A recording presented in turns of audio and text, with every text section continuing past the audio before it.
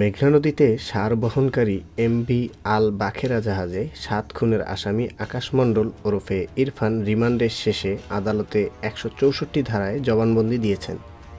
এ সময় তিনি এই খুনের বিষয়ে নানা তথ্য তুলে ধরেন। আল বাখেরা জাহাজ চাঁদপুর মাঝিরচর আমি হত্যা করেছি।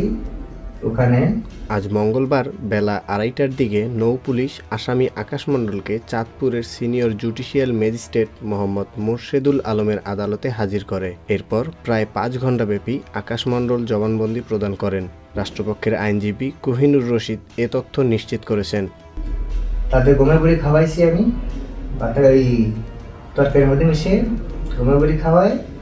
আমি চাইনিজ কুরোল ছিল মাস্টারের কেবিনে, চাইনিজ কুরোল দিয়ে আমি সবাই এক এক করে হত্যা করেছি। পরে নৌপুলিশ আকাশকে সঙ্গে করে ঘটনাস্থল মেঘনা নদীর মাঝেরচর এলাকা, চাঁদপুর শহর ও বাগেরহাট নিয়ে যান। এসব জায়গায় গিয়ে তারা খুনের ঘটনায় আকাশের সরেজমিন বিবরণ নেন। ঘটনার আলামতসহ নানা বিষয় নিশ্চিত হন। বিশেষ করে কিভাবে একা এত বড় সারবোঝাই জাহাজটি তিনি চালালেন সেটি তারা আকাশকে দিয়ে জাহাজ চালিয়ে নিশ্চিত হন। রাষ্ট্রপক্ষের আইনজীবী কোহিনুর বলেন, চাঁদপুরে জাহাজে ৭ খুনের ঘটনা চাঞ্চল্যকর এবং সারা দেশে আলোচিত। জবানবন্দি ও রিমান্ডে আকাশ মণ্ডলের কাছ থেকে গুরুত্বপূর্ণ তথ্য পাওয়া গেছে। আমি জানাইছি, তাদের কি জানাইছি, এই যে আপনাদের মাস্টার ড্রাইভার এই যে আমাদের সাথে ঠকাচ্ছে, দুর্নীতি করতেছে, খারাপ ব্যবহার করতেছে, গালাগালি করতেছে, বকাচকা করতেছে, গাদা মতো খাটাচ্ছে, তাই কোনো প্রতিবাদ আপনারা করতেছেন না। তারা আমার বলে কি, সব জায়গায় একই রকমই, তারা আমাদের বলে কি, প্রতিবাদ করলে নামায় দেবে, নামায় দিয়ে এত মগের মূল্য বলেই নামায় দেওয়া হয়ে গেল। তিনি এ ঘটনার প্রধান হোতা হিসেবে ঘটনার সঙ্গে সম্পৃক্ততা স্বীকার করে আদালতে ১৬৪ ধারায় জবানবন্দি দিয়েছেন। আমরা আশা করছি খুব দ্রুতই এর বিচার কাজ শুরু হয়ে দ্রুতই শেষ হবে। তো নামায় দিয়ে বলো ৮২ টাকা মেরে দিবানি, ৮২ টাকা মারতে গেলে সারা বছর কেটে যায়, ৮২ টাকা আটকে যায় নেটের কারণে টাকা আসে না। এই ১ বছরের মধ্যে বা ৫ মাস ৬ মাস ৪ মাস বেতন আটকে থাকে। আর এই বেতন পাতে গেলে ৩-৪ মাস এরকম ফোন দিতে হয়।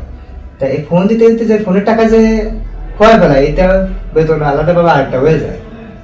তারপরেও মাস গেলে বেতন ফেটায়, যদিও কোনো জাহাজে ফেটায়, তা পুরোপুরি বেতন কেউ ফেটায় না, হাফ ফেটায় বা ৩ ভাগে ১ ভাগ ফেটায় বা ৪ ভাগে ৩ ভাগ ফেটায়, এরকম। তা আমি ৮টা মানুষে ফোন করেছি, তাদের ভাগ্য চোখ করে ৩ জন আহত হয়েছিল। তা ৩ জনের মধ্যে ২ জন হসপিটালে যাবে মারা গেছে শুনেছি, আর একজন মনে হয় এখনো বাইসে আছে। তা যদিও সে বাইসে থাকে, তার কাছে আমি একটা জিনিসই বলি, আমি আপনাদের অনেকবার বলেছি, আপনারা শোনেননি কোনো একটা কথা বলতে। আপনারা বইতেছিলেন যদি চাকরি হারায় যায়, আর যদি জীবনে না থাকে তাহলে চাকরি দেখি হবে। আমরা যখন সমুদ্র ফাড়ি দিই তখন তো রাষ্ট্র ডুবে যায়, মরেও যেতে পারি আমরা, এর তো কোনো গ্যারান্টি নাই। আর মরে গেলে কি হবে, ওই মৃত্যু কামনা করে চলে যাবে, শেষ। তাছাড়া তো কিছু না। এই আর কি, এ ছিল আমার বলার।